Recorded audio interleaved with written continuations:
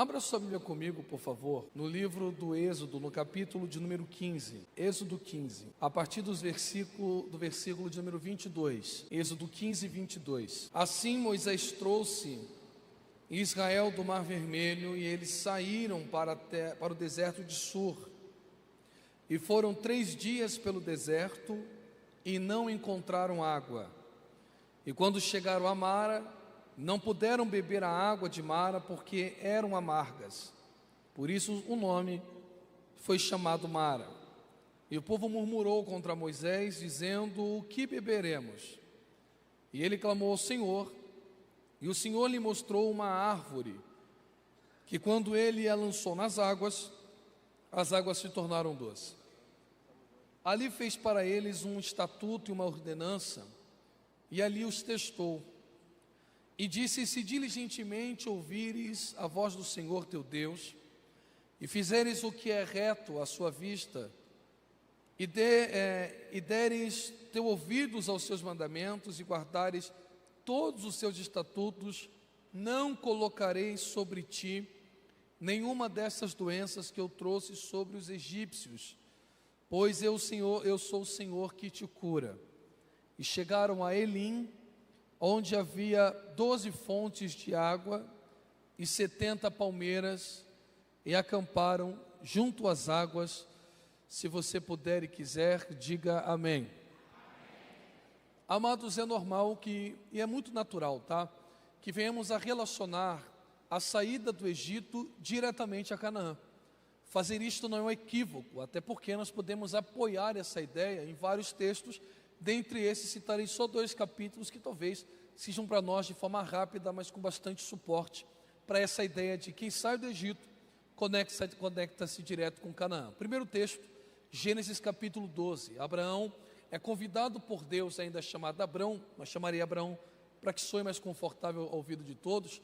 É convidado por Deus a sair da terra dos caldeus, e nessa ordenança divina Deus diz a ele que daria a ele, ou conduziria ele a uma terra prometida.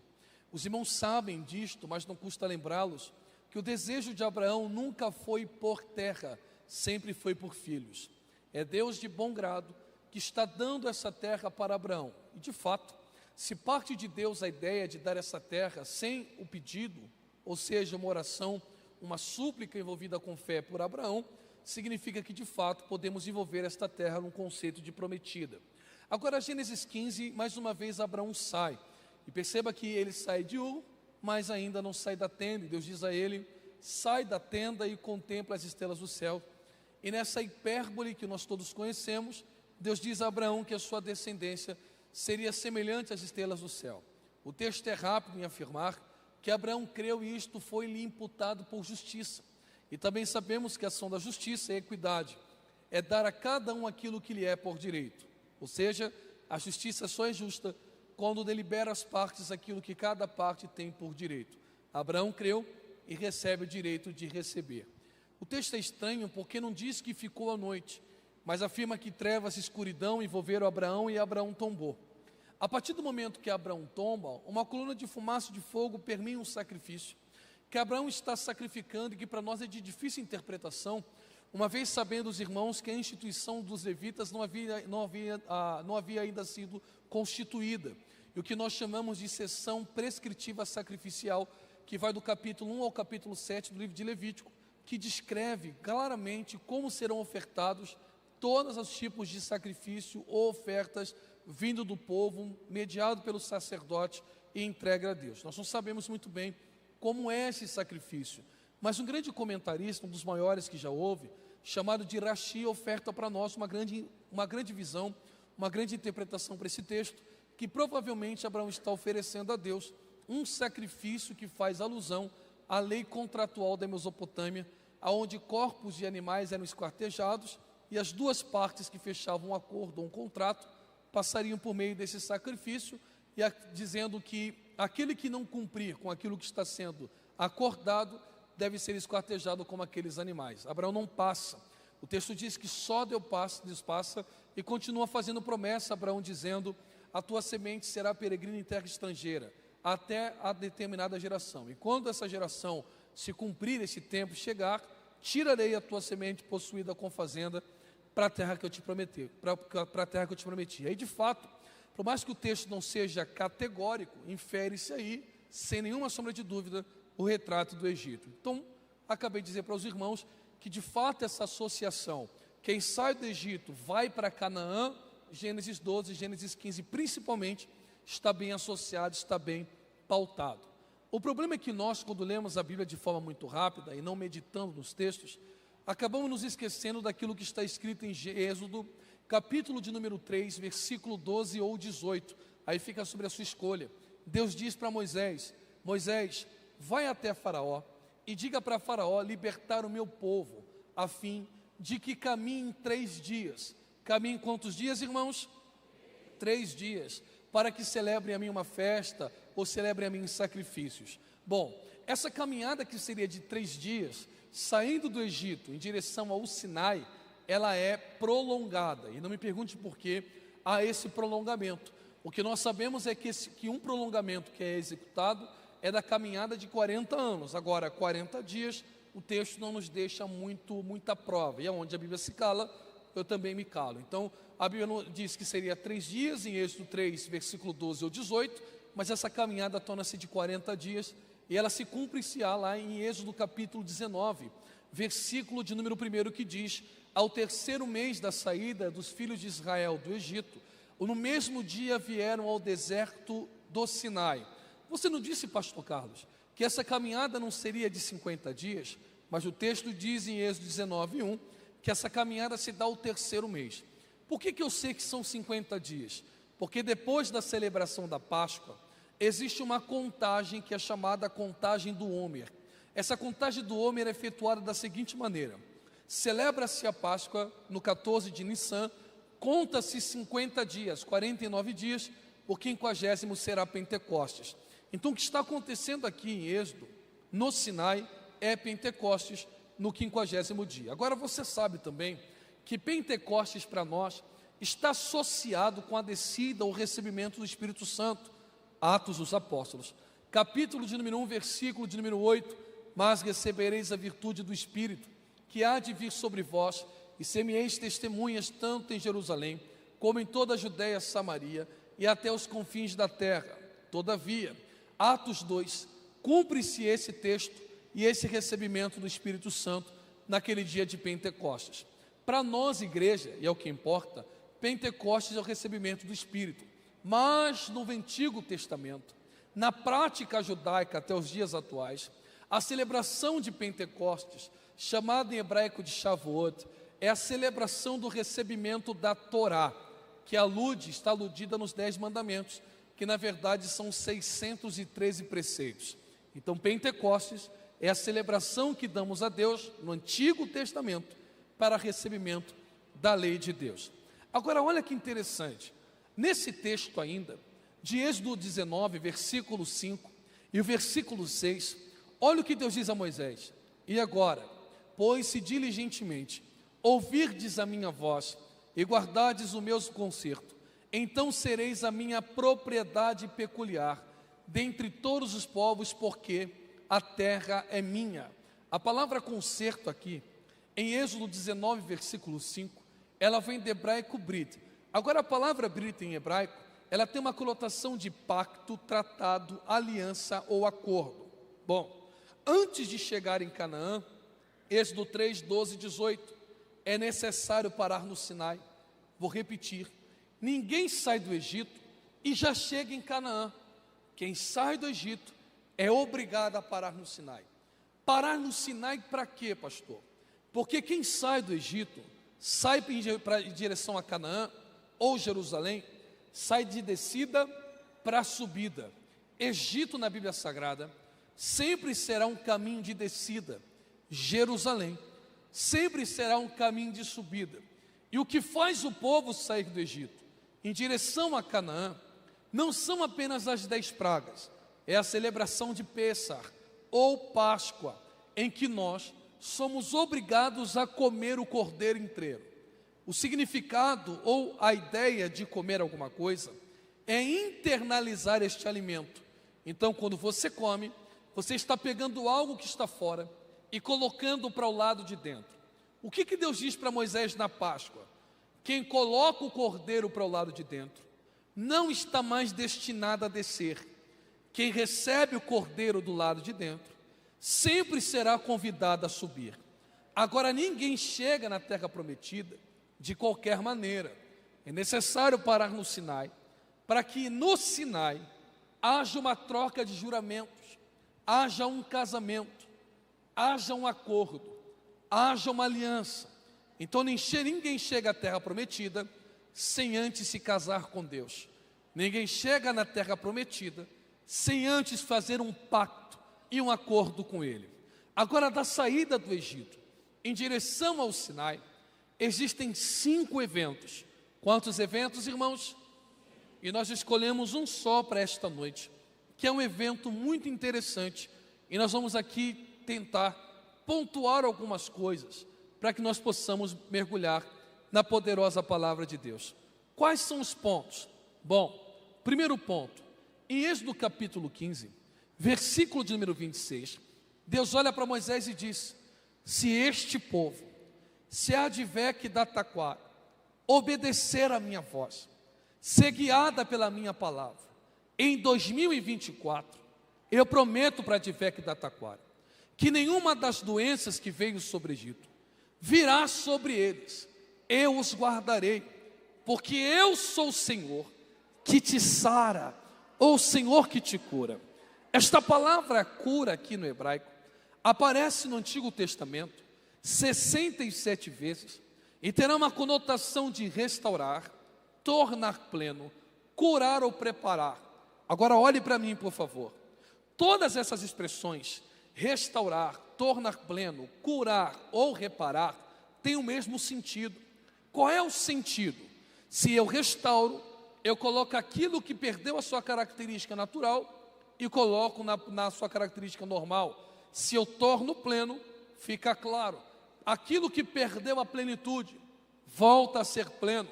Curar, voltar ao saudável. Reparar, voltar ao normal. Todas essas estão falando de voltar ao estado que precisa estar, voltar àquilo que você precisa estar. O que está acontecendo com os hebreus? Que Deus precisa curá-los. A palavra Egito para nós, ela sempre aparecerá no português no singular, só que no hebraico, a palavra Egito é Mitzraim. Mitzraim, em hebraico, significa duplo país.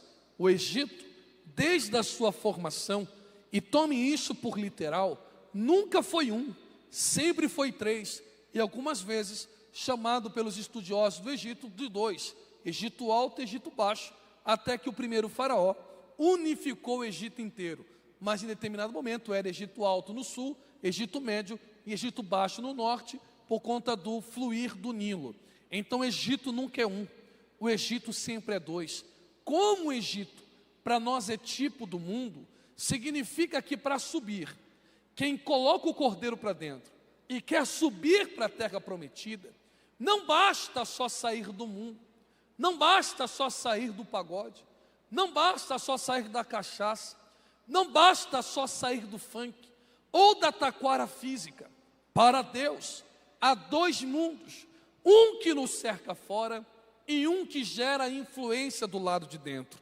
Então Deus que nos cura é o Deus que não só cura o Egito fora, mas é especialista em pegar quem tem cordeiro do lado de dentro e tirar o Egito que está escondido dentro do nosso coração. Prova, pastor, prova. Deus cura do câncer, cura de AIDS, cura de qualquer enfermidade.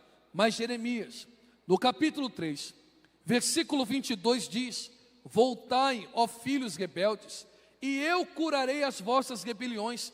Eu pergunto, os irmãos me respondem: rebelião é comportamento ou é doença? Comportamento, mas Deus está dizendo, para mim é doença, e eu curo rebelião, problema na alma. Isaías 1, capítulo 4 ao 7, ai da nação pecadora, do povo carregado de iniquidade, semente de malignos, filhos dos corruptores, deixaram o Senhor, blasfemaram do Santo de Israel, voltaram para trás. Olha o que ele diz: por que seríeis ainda castigados? Por que vos rebelareis? Toda a cabeça está enferma, todo o coração fraco, desde a planta do pé até a cabeça não há nele coisa sã, senão feridas, inchaços, chagas podres, senão espremidas, nem ligadas, nenhuma delas com óleo. Está percebendo o que Deus está dizendo? Aquilo que para nós é comportamento, para Deus também Deus enxerga como um sintoma que necessita de tratamento. Como é que Deus quer tratar em Mara? Ora, irmãos, eu não sei se você percebeu, nós lemos uma vez só, mas diz o texto sagrado, que quando o povo hebreu sai do Egito, eles caminham 3 dias e sentem sede, 3 dias, sem molhar a boca na água. Depois que caminharam 3 dias, chegaram a um poço. Ora, 3 dias sedento, naturalmente se prova a água de forma de você até se afogar nessa água. Quando eles tomam a água desesperadamente, percebem que a água não é potável. E por não ser uma água potável, chamaram aquele poço de Mara, porque as suas águas eram amargas. Agora olha que surpreendente. No texto que nós lemos e que encerrou a nossa perícope, diz claramente para nós, pastor Silas, e diz o quê? Que Deus conduziu o povo a um lugar chamado Elim. E Elim haviam 12 fontes de água boa. Não faz sentido, irmão. Porque aquilo que as pessoas costumam chamar de paternidade bíblica, que eu costumo chamar só de Deus uma figura aqui, de pai, se retratando, se comparando, ele diz claramente, se vós são maus, e quando o filho pede pão, vocês não dão pedra, quem dirá o vosso pai na altura? Se Deus é um pai bom, como é que um pai sabe onde tem 12 fontes de água potável e coloca os seus filhos para molhar a boca na água amarga? Se Deus sabe o caminho onde tem sombra com 70 palmeiras, por que faz o sol bater na cabeça do povo? Vou repetir. Se Deus sabe onde tem água boa, por que que Deus esfregou em 2023 tua boca na água amarga? Se Deus sabe onde está a bendita da sua vitória, por que que Deus faz você trilhar um caminho com sol e bastante sedento? Qual é a lição que Deus quer deixar? De ter molhado a sua boca em 2023 no amargo, para te preparar para 2024. Simples. Deus está tratando o povo aqui acerca de situações amargas. Deixe mais claro, pastor, tentarei deixar. Uma coisa é a vida ser amarga, outra coisa é o amargo surgir na vida. Uma coisa é viver no amargo, outra completamente diferente, é molhar a boca no amargo. Todo ser humano vai ter que molhar a boca no amargo. Diz a Bíblia, o sol nasce para o justo, o sol nasce para o ímpio, a chuva desce para o justo, a chuva também desce para o ímpio, quando não Cristo diz, no mundo tereis aflição. Não significa que a vida é aflição o tempo inteiro, mas que a situação de aflição vai surgir na vida. Eclesiastes 3, versículo de número 1, há um tempo para todas as coisas. Versículo 2 a seguir, tempo de plantar, colher, sorrir, chorar, andar, parar, cantar, calar, viver, morrer. O que Salomão e Cristo estão nos dizendo é, querendo taquara ou não, o amargo vai cair na boca. É diferente de viver amargo, é só uma situação amarga. Como é que eu venço a situação amarga? Quem não é curado do Egito, na primeira situação amarga, vai querer voltar para o Egito. Quem não sabe lidar com a vida, na primeira amargura, vai querer voltar, descer de novo. Agora quem é tratado por Deus é diferente. O que Deus diz para Moisés? Não usarei seu cajado. Está vendo esse pedaço de madeira aí? Pegue o pedaço de madeira, jogue-a nas águas, e as águas tornar-se-ão doce. Fica estranho. A minha mãe que está assistindo é prova disto. Eu não bebo café. A minha mãe bebe muito. Eu sei que é uma ofensa para quem toma café alguém falar que não toma, porque quem toma muito café faz parte de uma seita secreta, irmãos. Se ofende, ok? E quem gosta muito de café, ofende-se quando alguém adoça o café. Eu já não tomo. Café sem açúcar, então, para mim, é igual beber fel. Mas quem gosta muito de café, assim como a minha mãe, costuma não adoçar café. Todavia, Eu nunca vi alguém adoçar café com boldo, amargo com amargo. Não adoça. Madeira não é objeto doce. Madeira é objeto amargo. Olha o que Deus está dizendo para Moisés. Não é para estender a mão. Não é para dobrar o joelho. É para pegar o amargo, dominar o amargo, manipular o amargo. E quando você se utilizar do amargo, eu farei com choque, do amargo com amargo, faça a vida ficar mais doce. A vida não é uma xícara de café. Se você quer que 2024 seja doce, a única forma que você terá é aprendendo com os amargos de 2023. Se você não for capaz de domar o amargo, manipular o amargo jamais se tornará doce. Lembrando aos irmãos que a situação amarga não impede as doçuras da vida. Disse Cristo, Evangelho segundo escreve João, capítulo 16, versículo 21, a mulher, quando está prestes a dar à luz, sente tristeza. Aonde estão as irmãs que tiveram parto normal? Levante a mão. Só parto normal. As irmãs tiveram. Essa aqui até riu. Qual é o nome da senhora? Luciana. Quantos filhos você tem, Luciana? 4. O primeiro, doeu. Óbvio que doeu, não doeu? Porque a Cristiane, quando casou comigo, ela disse assim para mim: só caso se eu for mãe. Só que na cabeça da irmã Cristiane, quando ela engravidou, ela disse que parto normal seria a melhor coisa. E aí eu fui obrigado, irmão, a falar com o umbigo, conversar com a barriga, tirar foto com a barriga, cada mês uma celebração, uma alegria que só. Mas quando chegou a hora do parto, quando chegou a hora de dar à luz, a Cristiane é boa para dar notícia. Ela ligou para mim e disse: corre que vai nascer. Como se fosse me ver 1 quilo de açúcar, irmã Luciana. E eu saí correndo. Chegando em casa, o semblante da Cristiane era outro. E ela estava dizendo: eu acho que eu vou querer cesárea. Como a dilatação já estava perfeita, a médica disse para ela: agora não tem mais jeito, minha filha. Vai ter que ser parto natural. Bernardo não queria sair, teve que fazer massagem, mais de 6 horas de parto, uma dor infernal segundo ela, eu segurando o Bernardo do colo e Cristiane desmaiada, como se tivesse tomado uma surra. Porque a dor da contração é assim, ela vai diminuindo os espaços, não é assim, mano? Quanto mais está chegando o momento do parto, a contração diminui as suas interrupções, mas depois que a criança vem à luz, a dor não existe mais. E aí Cristo diz que depois que a criança vem à luz, ninguém jamais roubará a alegria daquela mãe.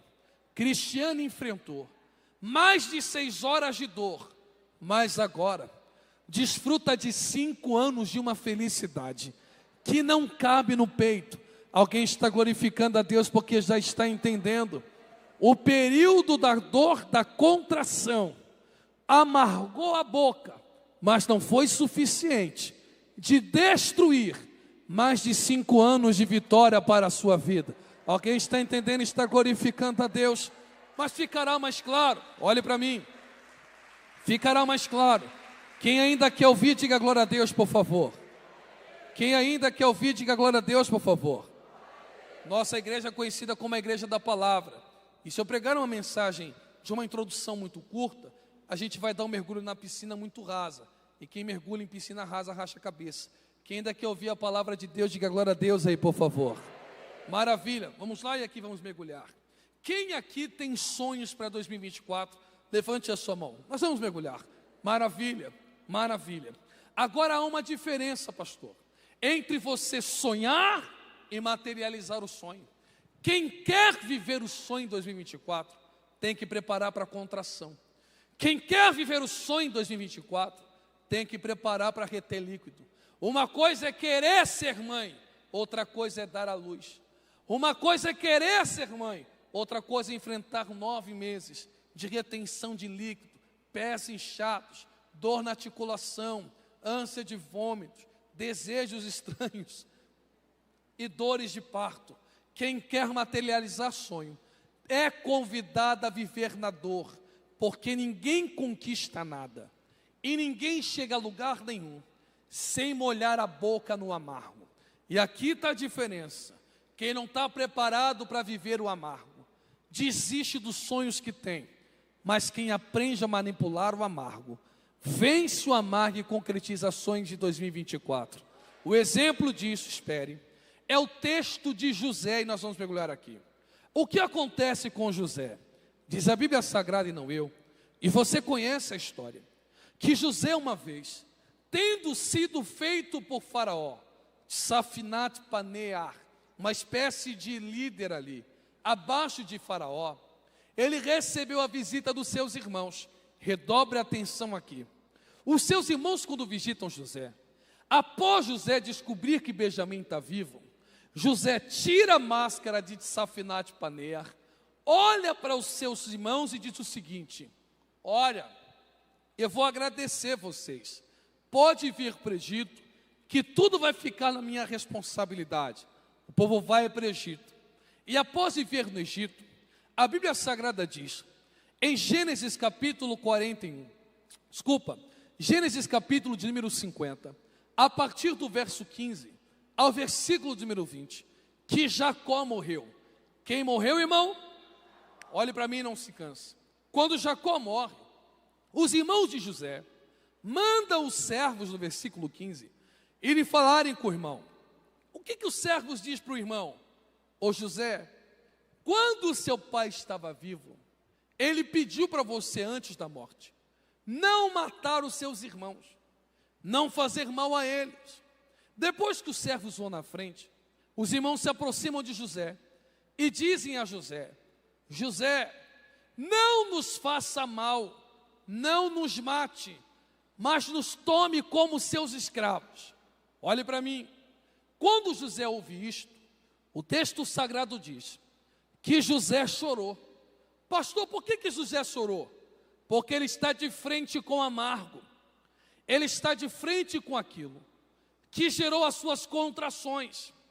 Quando José olha para os irmãos que colocaram ele no poço, venderam ele e fizeram uma série de maldades, José olha para os irmãos e diz: se eu não tivesse sido curado do Egito, eu ia devolver o mal. Se eu não tivesse sido curado do Egito, aqui de dentro, eu arrancava a cabeça de vocês. Mas como Deus me ensinou a domar o amargo, a manipular o amargo, José olha para os irmãos e diz: por acaso estou eu no lugar de Deus? Em outras palavras, José está dizendo: não vou tomar vocês como escravo, não vou chicotear vocês, não vou matar vocês. Por que não? Se a gente aqui no grupo da família fala mal de você o ano inteiro, por que não? Se a sua promoção ainda não chegou, porque a gente te persegue na empresa, por que não? Se em 2023 inteirinho nós te perseguimos sem motivo e guerreamos contra a sua alma. Aí José disse: vocês intentaram mal contra mim, mas Deus pegou o mal que vocês fizeram e transformou o mal em bem. Alguém levantou a mão ali e glorificou a Deus. Agora vai melhorar. Versículo 20: para preservar a minha vida? Não, para que através de mim, disse José, muitas outras vidas fossem preservadas. Vou repetir, hein? Para que através de mim, muitas outras vidas fossem preservadas. Eu pergunto e vocês me respondem: uma fonte é capaz, uma fonte d'água é capaz de saciar a taquara, sim ou não? E 12, muito mais, 12 fontes não sacia só um. O que Deus fez na vida de José não era só para José, era para abençoar a família, a parentela, e quem quer que estivesse a sua... Alguém entendeu ali, já levantou a mão. Levante as duas mãos que eu vou deixar mais claro e vou profetizar. Não baixe a sua mão, levante a sua mão assim. Para quem não é curado do Egito, O Réveillon será péssimo. Tudo que ele sofreu neste ano vai vomitar na família, vai perseguir a família, não vai falar com fulano, não vai falar com ciclano. E esse é o desejo do inimigo para a sua vida. Você só sair do mundo, mas o mundo vingativo não sair de você. Mas durante 2023, Deus nos ensinou a domar o amargo, a aprender com o amargo. E Ele me trouxe aqui, como profeta da palavra dEle, para profetizar na sua vida, com os olhos abertos e sem medo de errar.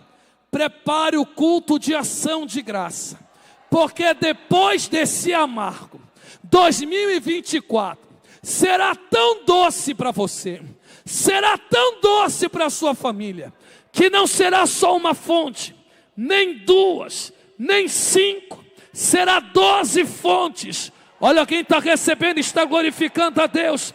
Eu vim profetizar, e quem tem fé receba. Prepare o culto de ação de graça. O amargo da tua vida irá cessar, e 2024 terão 12 fontes de água doce para você desfrutar. Só quem acredita que o ano de doçura virá, dá um pulo dessa cadeira, uma rajada de glória. Quem vai aprender com o amargo? Oh glória! Se é para aplaudir, aplauda abrindo a boca e glorificando. Se é para aplaudir, abra a sua boca e glorifique a Ele que é digno de glória. É isso. Me ajude a pregar, por favor. Me ajude a pregar, por favor. Coloque a mão no ombro desse irmão. Coloque a mão no ombro dessa irmã. Já estou encerrando. Chacoalhe ela para perturbar. Para perturbar, chacoalhe essa pessoa, seja mal educado, não seja sensível. Chacoalhe esse irmão para irritá-lo, isso. Chacoalhe ele para perturbar e diga para ele: não dá para fugir do amargo da vida, mas dá para aprender com o amargo e tornar a vida doce. Não dá para fugir de situação difícil, mas dá para aprender com o difícil e tornar a vida doce através desse difícil. E por que tornar a vida doce? Romanos capítulo de número 8, porque sabemos que todas as coisas cooperam para o bem. Se você não der glória a Deus, eu não vou pregar. Que todas as coisas cooperam para o bem daquele que ama a Deus. Quem sabe alguém olhou para você e disse: nessa situação amarga eu teria pedido divórcio, nessa situação amarga teria mandado o filho embora de casa, nessa situação amarga eu teria tomado veneno. Mas Deus te trouxe na taquara para lhe dizer: todas as coisas cooperam para o bem. Tem glória a Deus aí? Um minuto de glória a Deus, só quem sabe adorar. Deixa eu ver se do meu lado esquerdo tem alguém que acredita que as situações amargas se tornarão doces. Isso. Oh glória. Tome seu assento que eu vou encerrar. Que maravilha. Oh glória. Tem alguém que tem glória a Deus aí? Tem alguém que tem aleluia aí? É isto. Você acha que José disse isso do nada para os irmãos aqui? Concluo. Você acha que José simplesmente disse para os irmãos, porque José é bom? Antes do capítulo 51, existe Gênesis 41. E o que está escrito em Gênesis 41? 51, 52, e eu concluo. Manassés, Efraim. Não entendi, pastor. Manassés, Deus me fez esquecer de todo o trabalho e da casa do meu pai. Toda a dor foi embora. E já que toda a dor foi embora, Efraim, Deus me fez crescer na terra da minha aflição. Quando os irmãos chegam no Egito, José agradece os irmãos dizendo: obrigado, Rubem. Obrigado, Manassés. Obrigado, Levi. Obrigado, Judá. Obrigado por quê? Sem poço, sem venda. Sem venda, sem Potifar. Sem Potifar, sem prisão. Sem prisão, sem sonho. Sem sonho, sem vitória. O que vocês pensaram que era mal, era só a contração da vitória que Deus ia mandar sobre a Advec da Taquara. Oh glória, está entendendo essa palavra? Levante as duas mãos que eu vou concluir. As duas, porque uma economia. As duas. O que pensaram que seria a tua morte, Deus está dizendo: calma, é só a dor do parto. O que pensaram que seria só uma caminhada em vão, para você melhorar a boca no amargo, Deus te reuniu para te dizer: fica tranquilo, eu tenho Elim para você. Tem 12 fontes e 70 palmeiras te esperando em janeiro de 2024 para descansar teu casamento, saciar suas finanças, abundar sua vida espiritual. E só quem acredita que 2024 não será igual a 2023, mas será o ano da doçura, o ano do romper de Deus, o ano da vitória do Senhor. Fica de pé comigo glorificando a Deus. Só os que acreditam. É isso aí. Olhe para mim. Oh glória. Oh glória. Pode dar glória, irmão. Aqui é a Assembleia de Deus. Aqui você tem liberdade de olhar para o amargo e dizer: Deus irá adoçar minha vida. Olha para mim. Sabe o que eu acho engraçado? Por que Deus não usou o cajado de Moisés, hein, irmãos? Por que Deus usou um pedaço de madeira qualquer? E aqui concluo. Porque cajado no Egito é símbolo de autoridade espiritual. É símbolo do que, irmãos? A autoridade espiritual. Por isso que Faraó, quando era enterrado com cajado, e os sacerdotes do Egito andavam com cajado na mão. Por que Deus mandou então a árvore? Para ensinar o povo que está com Moisés que nem tudo o cajado dele resolve. Olha, haverá situações na vida que nós, pastores, iremos querer te ajudar, mas a autoridade que Deus nos deu nem sempre dará poder de intervir em alguma área da sua vida. Vai ter momento que é você e o amargo e você. E o que eu faço, pastor? Entra no teu quarto, fecha a tua porta, ore o Pai em secreto, e o Pai em secreto irá adoçar a sua vida. Quantos acreditam que tem acesso direto ao Pai? Diga glória a Deus aí, por favor. Vire a sua mão em direção à tua casa. Já vou encerrar. Em direção à sua casa. Feche seus olhos, por favor. Se prepare, porque esse ano Deus irá tornar a tua vida doce. Se eu fosse você, eu começava a gritar o nome da sua família. Se eu fosse você, eu gritava o nome de quem ficou em casa. Se eu fosse você, eu orava por quem está no hospital esse momento. Se eu fosse você, eu orava por essa porta que não quer se abrir. Se eu fosse você, eu profetizava a cura sobre o seu corpo. Porque Jeová que Sara está dizendo: eu só estou te provando na fonte de Mara. Eu tenho 12 fontes de água potável para você entrar. Haverá doçura em 2024. Quantos estão orando e profetizando? Quantos estão orando e crendo que Deus irá transformar o amargo em doce? Abençoe a sua casa, abençoe o seu lar. Isto, ore com fé, clame com fé. Na galeria os jovens estão orando também, é isto. Você pela internet faça isto também. Usa a autoridade que Deus te entregou também. Não é só sobre Moisés, não é só sobre a liderança da igreja, é sobre toda a carne que Ele derramou o seu Espírito Santo. Aonde está a vida que nos visita esta noite, que está afastada da presença de Deus?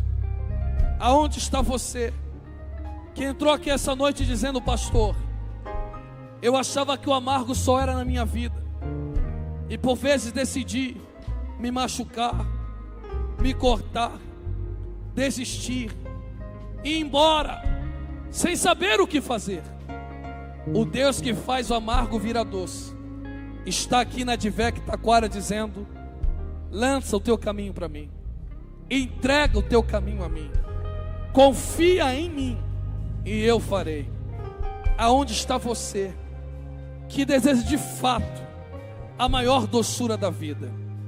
Onde está você que não quer ser manipulado por esse Egito, que te leva no desespero, ao álcool, à droga, divórcio, à emancipação da família? Aonde está você que deseja entrar neste ano de mãos dadas com aquele que pode transformar a sua história? Se você quer voltar para Jesus, se você quer aceitar esse Deus, o Deus da doçura na sua vida, sai do seu lugar, nós queremos orar por você. Onde está a primeira vida? Onde está a primeira vida? Pastor, minha boca está amarga. Jesus torna a sua vida doce. Onde está a primeira vida? Alguém essa noite que deseja vir a Cristo, que deseja receber a Cristo como seu Salvador, venha. Deus te ensinará a como dominar o amargo da vida. Alguém essa noite que deseja aceitar a Jesus como seu Salvador, como seu Senhor, vem para Jesus. Vem para Jesus. Nós te esperamos. Não há outro caminho, não há outro jeito, não há técnica.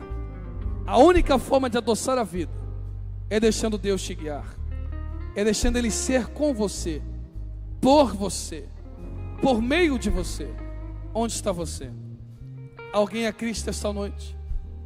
Se não houver, ou se há e não se decidiu, que Deus te conceda uma nova oportunidade.